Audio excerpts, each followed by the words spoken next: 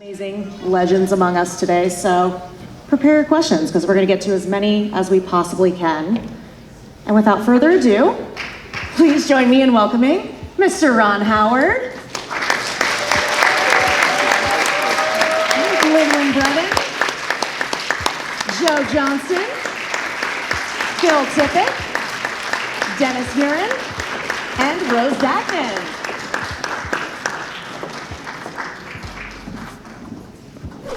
Hello, everybody. Hello. What a wonderful panel that was. Did you guys have a great time? Yeah, it was fun. I'm just sorry Larry couldn't be there in person. Oh, I know. It's great fun.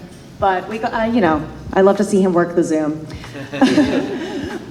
Lynwen, I love that you compared ILM to kind of a working brain and how you guys are always thinking, creating, and innovating. Is there anything you could kind of say about what you guys are working on now? Because it seems like it's always those things where we know about the volume. You guys probably have so much in the works that we don't even know of yet. Well, Lucasfilm alone keeps ILM very, very busy, and then of course we continue to work for the Disney and Marvel projects as well as other studios. So we have like 20 odd projects going on at one time at ILM. So, and every single one of them is always doing something new. Every single one of them starts with that head scratch moment of, we're going to do this. And I think that's what's so energizing about working in visual effects, but particularly about working within ILM, because we get both those kind of projects, and just all of the folks who work there have that mindset. I mean, I'm so in love with this company. It's just one of those things that really does get in your blood. I love that. I love that. Yes, first, and we'll figure it out, and we always get it done. Ron, the love for Solo was palpable in that room. I'm just curious what that felt like, and also what it felt like to kind of return home to work with ILM again when you worked on Solo. Well, returning with ILM was, of course, great. Rob Brennan was fantastic, but then I have a lot of confidence in any relationship with ILM, and also with special effects. Although it was exciting to see that some of the breakthrough ideas in sort of technology were beginning to present themselves. Yeah, they started on Solo. And they did start on Solo, and so that was fun to see and to apply and be a part of. Also, it was for me coming in when I did, everything was suddenly a very tight schedule, and I was beginning to approve pre-designed effect shots as finals. Even while we were shooting, and so there was a lot of trust there. It's just great to have that trust in that collaboration. And as far as the sort of love for Solo, of course, it's incredibly gratifying, and it means a lot to the cast. Great young cast who put their heart and soul into the movie, and so it means the world that somehow the film resonates with Star Wars fans. That's all everybody hopes for. Yeah.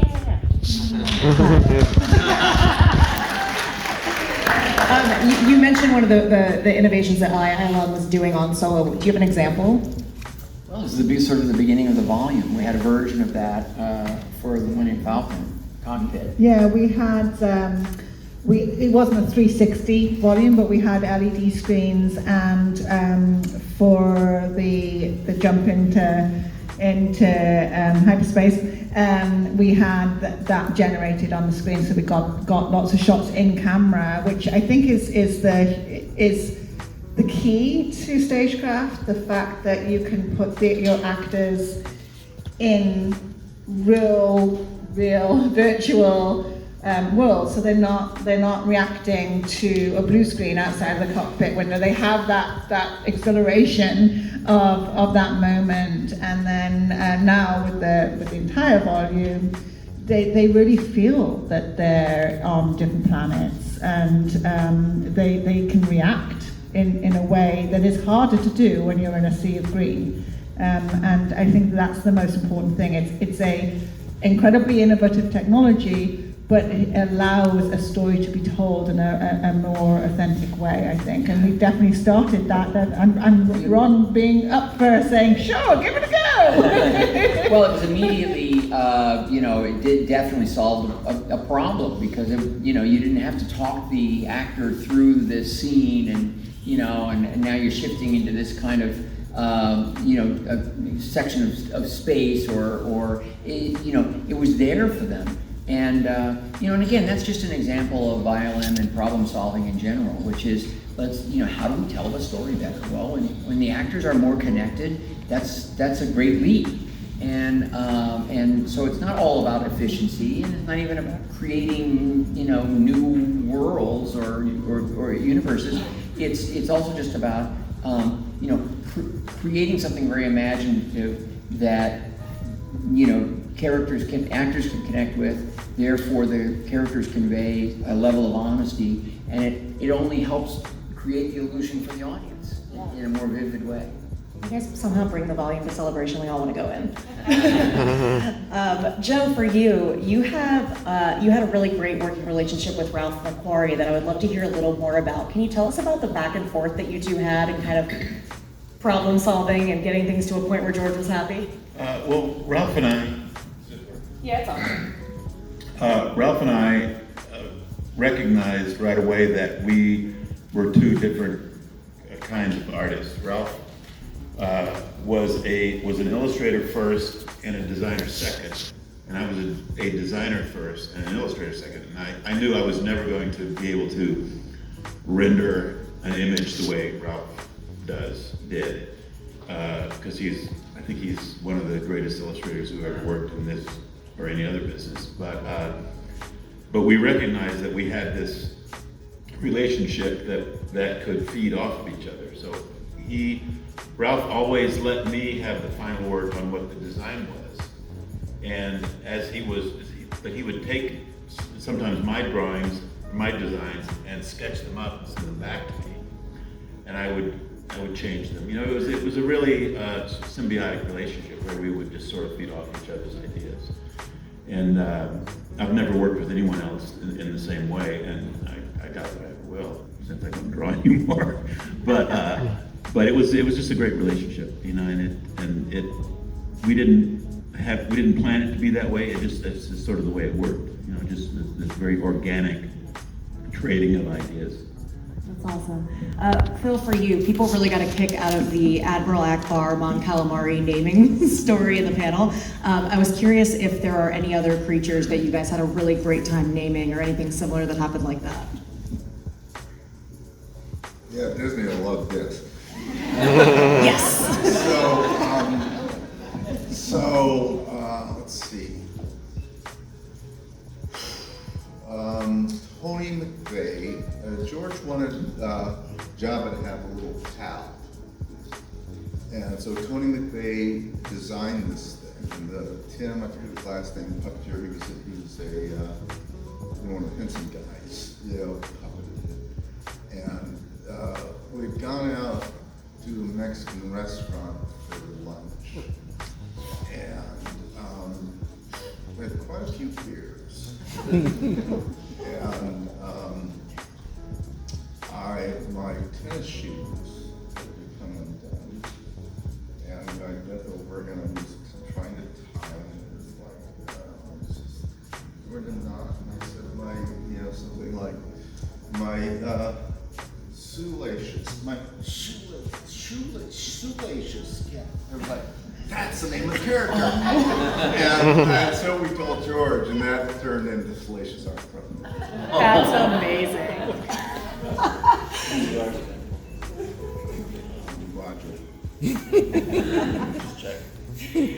Now, Dennis, you also worked on E.T., which turns 40 next month. I'm curious if you have any stories that, I'm curious if you have any standout memories of working on that film. For ILM, it was a small little show. A couple of other big shows were going on. We were literally in the corner of the big warehouse we were in, with not much space. Everything was done at a small scale. We made miniature trees for the forest. When the ship is landing, or the bikes are landing and all, normally we'd make trees 3 or 4 feet high. We had to make them like half the height, and they still had to look real. So a lot of constraints on that end. But the spirit of the movie came through when Stephen was directing it. I was on the set quite a bit. So it was it was just fun and serious, but very fun and magical. And I think that carried through, to us working on it and these constraints to be able to do it. And I tried to keep the spirit of fun and adventure as opposed to much fear and dread. So that even during this kind of scary landing sequences, there was a little bit of, am I going to be able to land right? Oh, I corrected the bike or something like that. So anyway, and we made a couple of small ETs also for it that were kind of neat. One of them is looking out over the valley, you see ET in the foreground. It's kind of his point of view was all done inside, map painting and things. So it was, I don't know, probably 40 or 50 little shots like that. Cool. But what a surprise, it became a huge film. I remember seeing it in a cast of crew screening and coming out. I'd seen an early version of at Stephen's house without sound, temporary music, and I didn't get it at all. Because you could hear the mechanical parts of the mechanical ET moving. You hear like that. And then I thought, I hope this is gonna work, I don't know. And then when I saw the screening of it, I came out thinking, there's no one that will not love this movie. And my mother saw it just afterwards, and she said, this guy could shoot the phone book. Like they used to have phone books. Give him anything, and you'll make up, an emotional, positive movie out of it. And so true. Rose, I'm sure being part of Light and Magic has dredged up a lot of great memories, but one I know that is really cherished to you is the daycare. Could you tell us a little more about that? Thank you for asking. I think I closed my panel remarks about how much George Lucas cares about children. And when I had my first child, he said, well, I hope not to see you around here for 5 years. And I'm like, well, yeah, but I have to make a living. He gave me a book about self-esteem for children. He's really into families. He thinks that having a family is super important. So when I had a 3-year-old and a 4-year-old, and I'm like 9 months pregnant, and I went in front of a company meeting, I was pitching daycare for Lucasfilm. And so I stand in front of the crowd, big crowd like this, but like bigger, and I said, I want to have your babies. And you can't get away with that today, but no one signed up that day except for me. But the company went ahead and started daycare, and Lynwen can attest to this. Oh, yeah. Her own son went there. It is still, I think it was booked a month after we opened, and really I give credit to Genevieve Tan and Larry's wife, Genevieve, you'll remember her. They started at Marin Day, and they built this beautiful daycare center. And because you know that if people are happy where their children are, if their children are happy, they're gonna stay. You can offer them 50% more money and they're not going to leave. And so our president at the time, Doug Norby from Fairchild, knew that, and George knew that.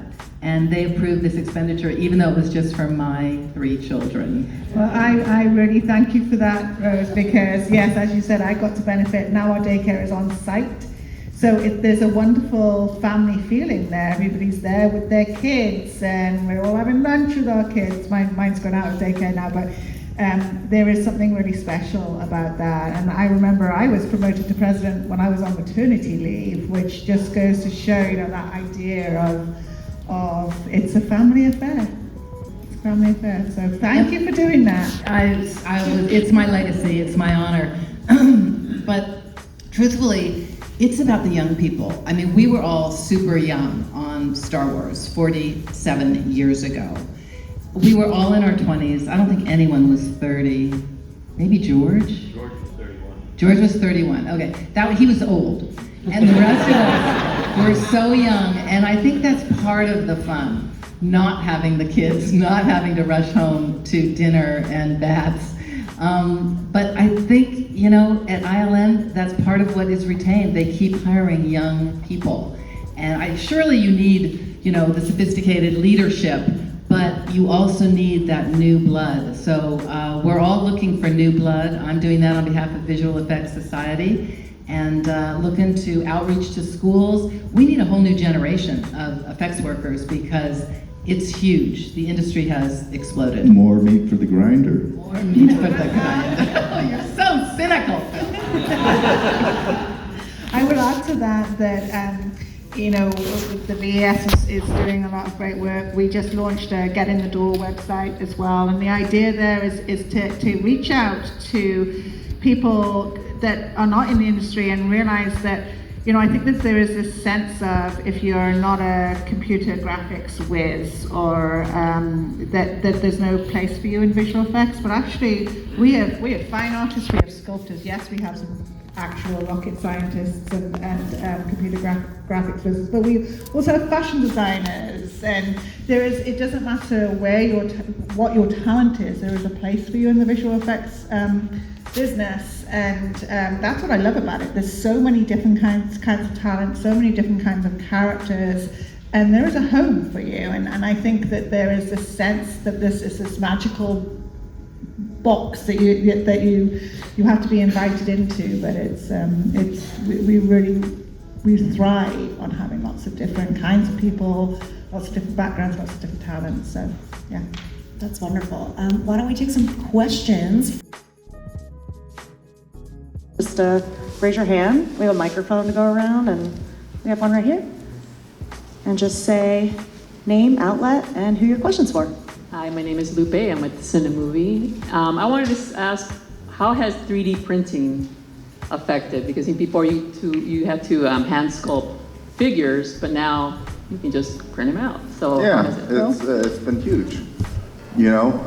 For a lot of this stuff now, I mean, if you're doing like practical stuff, you can 3D print out negative molds, and if you're doing like, we're doing a bunch of stop motion stuff for, The Mandalorian, printing out the 3D articulated skeletons for the stuff, and, doing, like lifelike figurines where you don't have to actually do like Harrison's Ford face and try and like figure out how it all went together. You just like bam. I mean, it just goes up the chain like that. So it's really significant, and becoming even more so.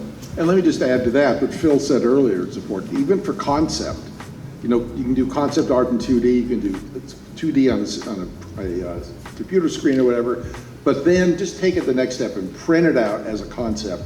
And everybody learns so much more from it, being able to hold it up and look at it and seeing it in a different light and everything. Really valuable. All right. See right here? Yep.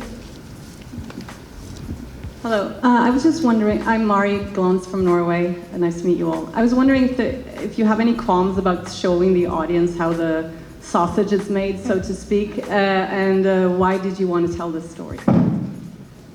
Well, Imagine Entertainment, produced the film, along with Lucasfilm, and when I was talking to Larry Kasdan about the idea, and then involved Justin Wilkes, who runs the documentary group for Imagine, there was so much excitement about it. And J.J. Abrams has a quote where he says, "It's the one thing where you can see behind the trick."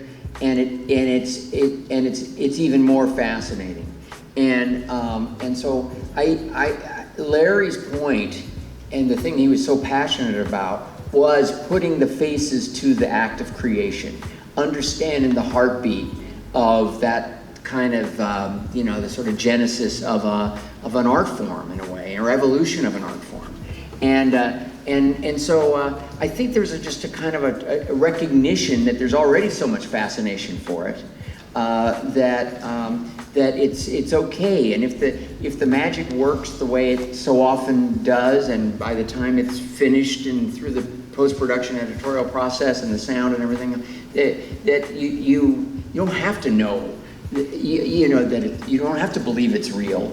It just becomes it. And sweeps you up and carries you away, and that if you love films and cinema, that understanding the heartbeat of it and of the process is rewarding and additive. I also think what Ron and Larry have done so beautifully here is it's not about how the sausage is made, it's who's making the sausage. Cool. You right here in front? Want me to just yell? She's coming. Sorry, making you run around. Okay, thank you. Hi, Eman or Emmanuel from Eman's Movie Reviews and the Movie Blog in Chicago. So 3D printing. deep fakes. Technology is obviously moving forward. Is there any technology that's currently, you know, spurring new ideas that have you guys fascinated and, you know, just inspiring you to do something better and cooler? Genetic engineering. Okay. Want me to go? I would say that a lot of AI technologies, you know, figuring out how we can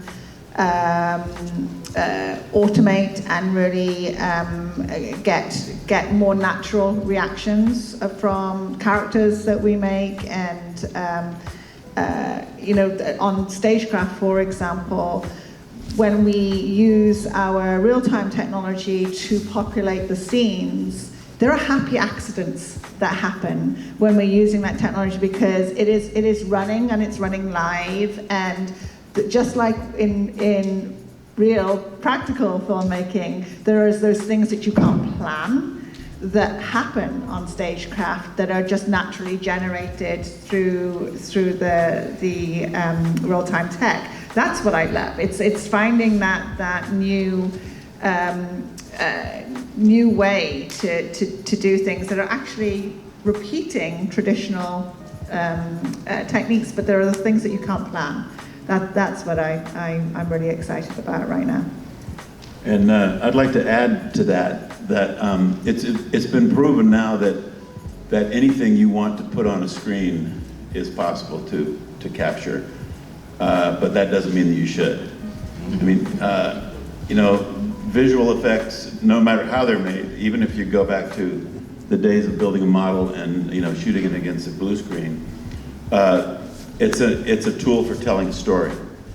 And personally, I don't like it when somebody comes out of a theater and says, "Wow, what great special effects," you know, because that, to me, that means you weren't fully engaged in the story that some director is trying to tell. So they should. I believe that effects should be used sparingly, and there shouldn't be one more effect in a film that you don't actually need. It should be about telling the story, as you know, at the bottom of it all. Let me just add one thing. I think that we need to do a little more investigation as to what reality is visually, because I think a lot of the effects work is falling short. And if it just can notch up a little more, it'll be more real. And to go with what Joe's saying, then you're more into the movie. Not that everything has to just look real, but if you're trying to make something like in a familiar environment like that, the closer that gets, so then you can add your fantasy, but into real, then the experience will be stronger and the emotional reaction will be stronger. Yeah, I have a different take on that, you know, and I never really aspired to real, and maybe because a lot of it was because you can never achieve that. It's only going to be a simulation. So to use the imaginative process and be theatrical and make things hyper-real, because you're in a dream, you're in a cinematic dream, and to make things just, hold them from another dimension of imagination and put them into this thing so that you trick the viewer's mind in a way. It is real in their mind because it is new, but it's not like, real. And so reality is a very mercurial thing that I think that, I don't know, would you agree with that in designing things? That you're not trying to make something real, but you're trying to make something like, wow! Well, you're trying to make something feel real. You're trying to make something that, everybody knows it's not real. Everybody knows that this spaceship is not flying. But if you're engaged in the story, you forget all that. And that's why I don't think it matters if the entire audience knows how a visual effect is done. You're engaged in the story, and you're going to forget about all that, about how it's achieved. You're engaged in what the director's trying to tell you. About 8 or 9 years ago, I remember reading an interview that Bob Zemeckis gave, and of course Bob's so visually progressive, always thinking, creative collaborator, and always pushing the medium. And he said, we've reached a point with digital effects where most serious audience members who really love cinema, they know that anything is possible. So you no longer can a film carry its weight by simply dazzling you. And he said this is a call to action for directors and storytellers and writers, because now it's back to story. There was a little window of time when you could just show them stuff that they'd never seen before, and that was almost enough reason to be in the theater. Not anymore. And I think that's it's a great thing. I think that was concise and clear and correct. And I think it does all come back to what does a story have to say? Let's keep this party going. See all the way over there.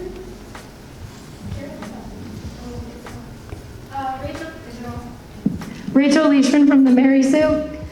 So what's really interesting is you guys have all been here at LIM from the start, and so now there's a new generation of directors like Bryce Dallas Howard, who's being kind of hailed as the best of this franchise in a way. So how does that feel, getting to see who comes into the franchise now and kind of takes over at ILM and bringing these stories to life? Don't ask me. I would love to take that one.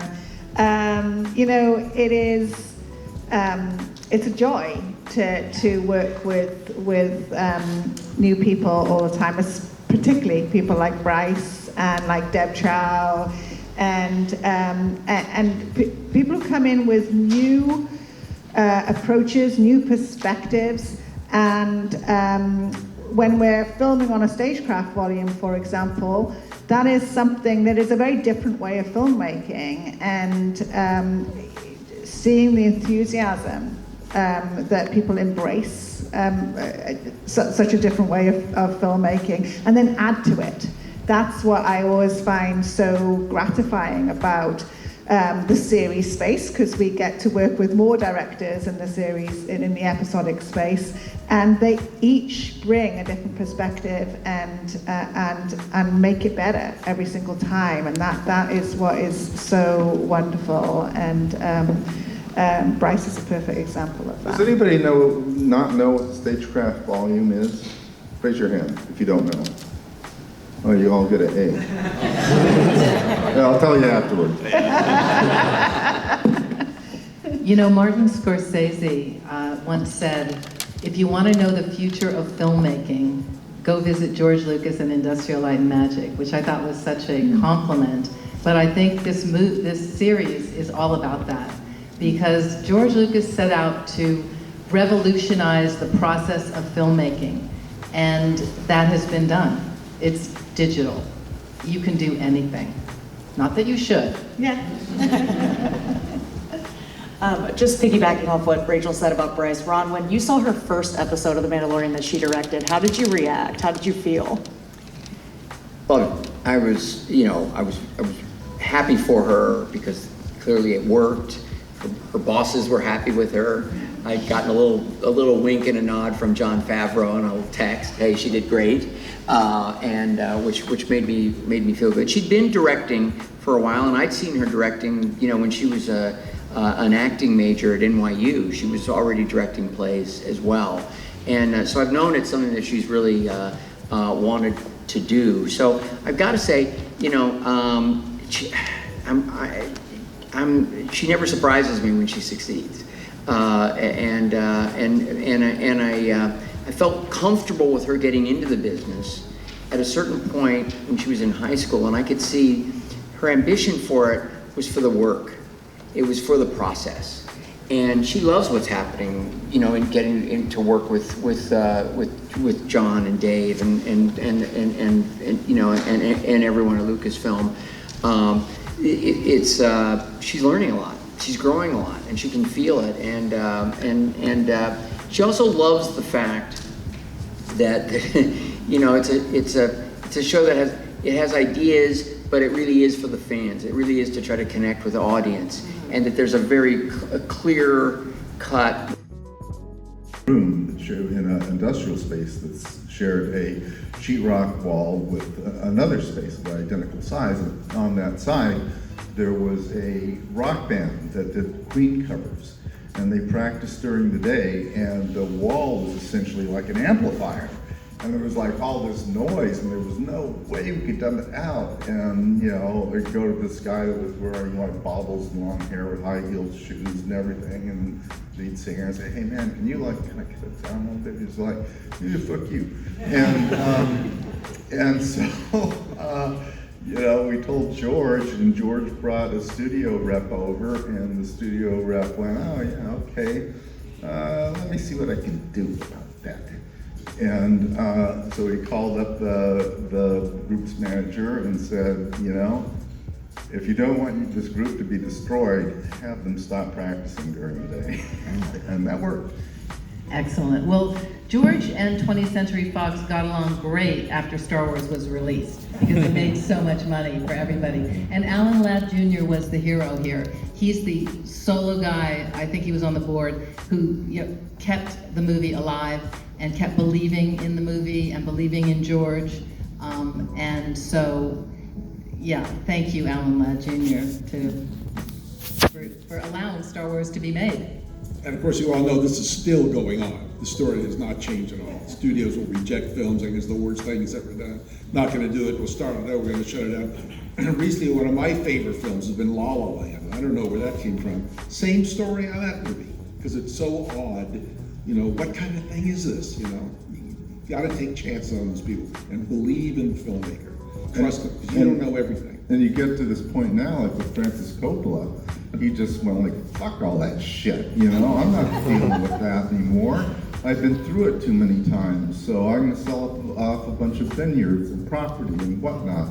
And I'm gonna spend $120 million of my own money to make the movie I wanted to make for, 30 years. So, lucky him. Who is next? See right here?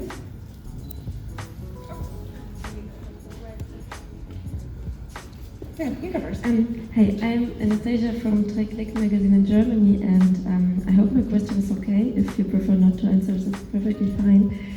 But when I think about what happened in Texas, I ask myself if all the cool future fighting instruments we see in movies make guns seem a bit too cool. What do you think about that? Yeah, definitely. But it's part of the zeitgeist of American culture. It's just not movies. It's our mythology, the mythology of the West. And it really doesn't matter, everything has an influence. But I think it's more that, if you get on an airplane and you fly from the West Coast to the East Coast, there is the West Coast and there is the East Coast. And there's like all this land in between, and all the people live a long way apart from each other. And it has like a very different mentality than like the university crowd, people clustered together in cities, than people that are spread out, and they have a different like pioneering spirit. And the relationship to media, from media to that, I think has a portion that I don't know what level of significance it is, but it is overshadowed by this overall zeitgeist. So that's. But let's remember that George Lucas is practically a Buddhist. I mean, he made this film to teach people about the difference between good and evil. And he made this film so that children could realize that there's a force greater than them. And he is so against killing. He did this partly because of the Vietnam War. He's so anti-war. He says that the way towards civilization is for people to cooperate and not kill one another. And that's why he has these stark, the evil empire versus the good rebel alliance. And just to bring it back to us, we were the rebel alliance at the original Star Wars. We were all young fighters, just doing what we didn't even understand. And I didn't even care about the quality. I was just like, get it done. But I don't know. that. You know, because it is, you're killing the Nazis, you're killing the stormtroopers, you're killing the bugs from, you know, Starship Troopers. And what you're doing is you're embodying the enemy, you know, and you're justified in killing the enemy, you know, whether it's you know, a Nazi or a giant arachnid bug. It's fulfilling a dramatic purpose, but yeah, you gotta blow them apart, and there's a whole bunch of blood, and it's just part of the, you know, movie nomenclature. That's just part of the zeitgeist of the culture, you know. You back there? Right there, yeah. Hi, Matt Shimquitz from the AV Club. I was curious what kind of conversations or debates happen in determining what becomes digital effects and what becomes practical effects, especially with Star Wars now, as you know, our post-Baby Yoda age exists. How do you determine like a costume should be digital versus just cloth, something like that? Well, I think we can all probably answer this one. I think we have a constant mantra within ILM and Lucasfilm, best tool for the job, right? And so it all comes back to what is the emotional connection you want to make in the scene, and what's the best way to get that. And that can be, how do you get the best performance out of the talent on screen, and then how can you best execute the moment that you want to tell in the story. And so different tools do that better. You know, there are moments in The Mandalorian where Grogu is a puppet and adorable, and you know, and we can achieve the story point with a puppet, and then, you know, have that interaction with the actors on the screen and have that immediate response. And then there are times when you can't do it practically, and you have to do it digitally, because of the action that needs to take place. And that's where you see the magic, I think, within ILM, the fact that they're able to get that emotional feeling and living and breathing response within a digital character, and that just happens to be the right choice to make for that particular shot. And then it's a constant conversation with the director, with the visual effects crew, with the practical crew, and as to what is the best approach that's going to achieve that moment. Anyone want to add to that? Okay. What was the question? I was thinking about another retort to yours, but I'll deal with you later. Phil, I do want to ask though, because you did mention working on Jabba, and I remember this interview years ago where Diego Luna said he just wants to touch Jabba the Hutt. What is Jabba the Hutt? Diego Luna, who plays Cassian Andor, he wants to touch Jabba the Hutt.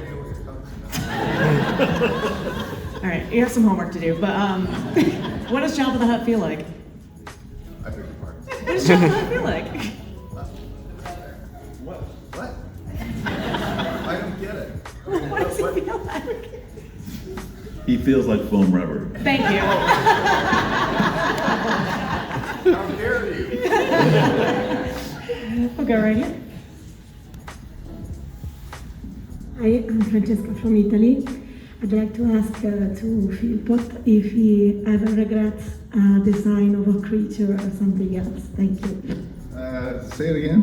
What? If you ever had regrets about how you create a creature or something else. If I regret? Any regrets about like a design of a creature? Yeah. Any regrets of a Sorry about my design voice. of any character? I screamed a lot yesterday. No.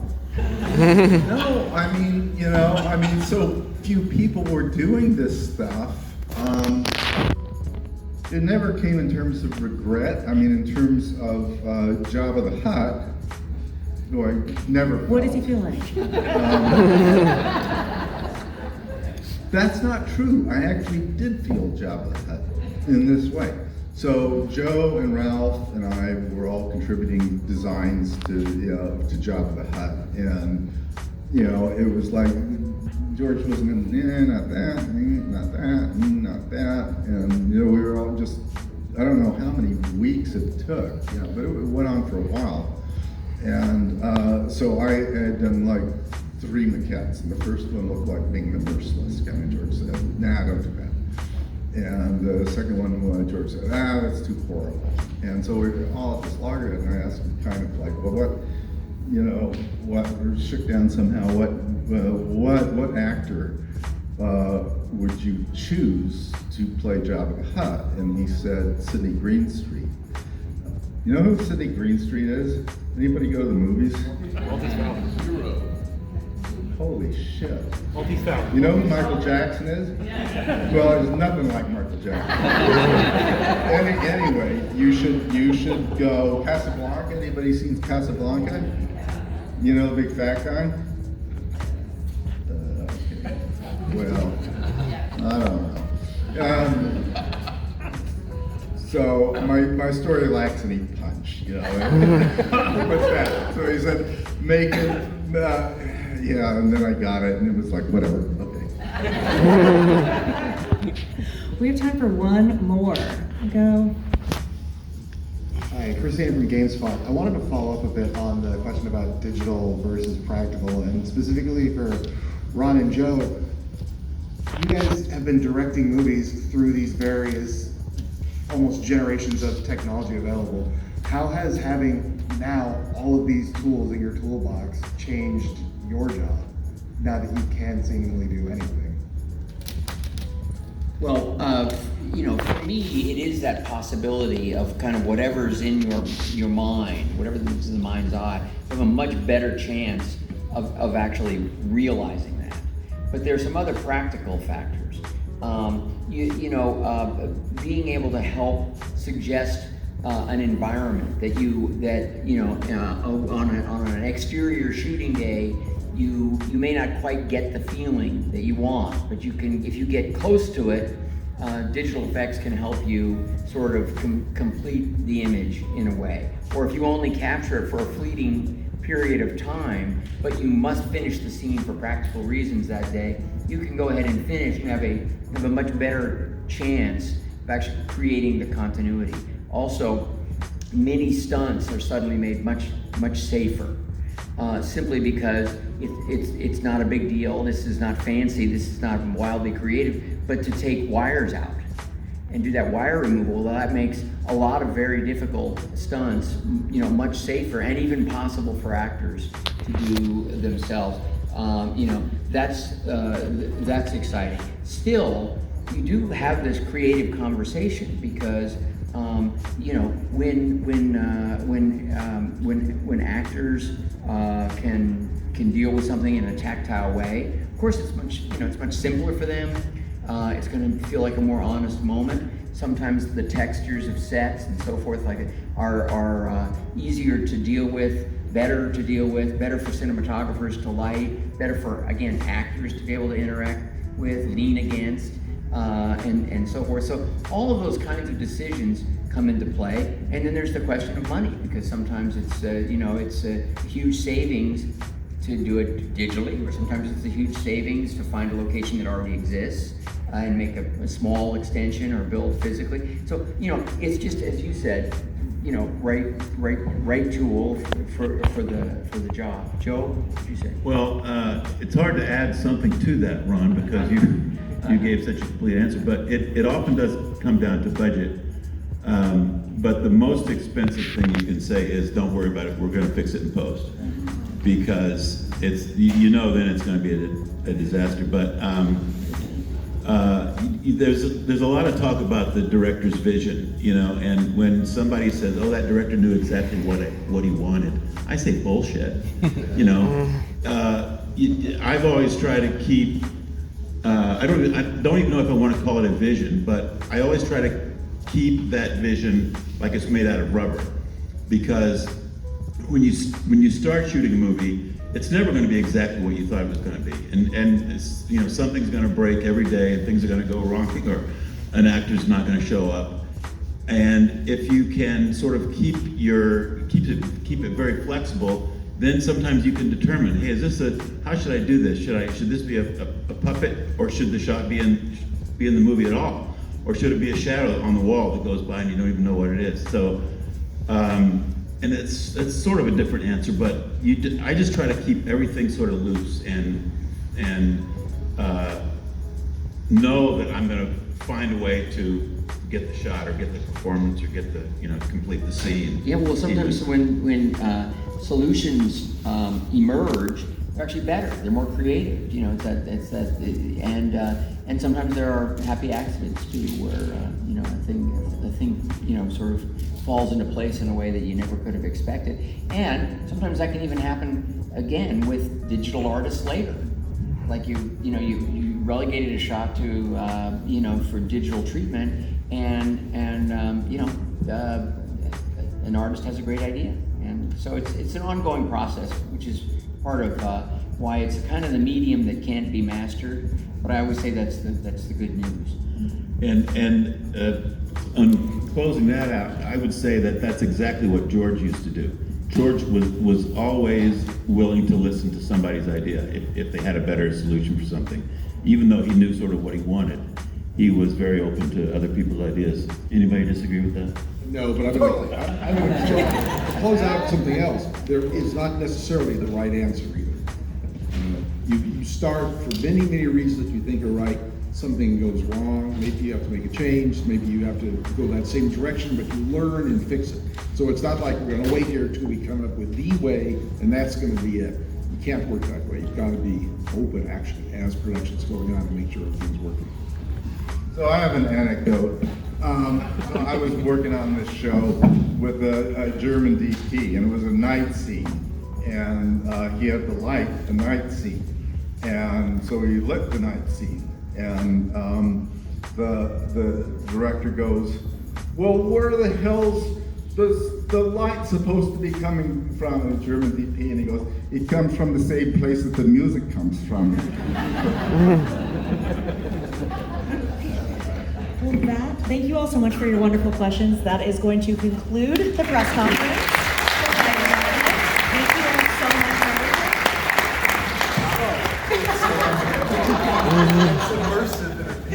And we can exit. Really invested. Mm-hmm. It's about that it's when your brain is wrapped up. Check it out, yeah. Scared money, make less of it. Don't ever let the chance pass you by. Just keep your eye up on the prizes. Life keeps spinning, these rules I break them. Life keeps spinning, them risks I take them. Run way to a bag, nigga thought you in the way, but I flew by. That G6 was in the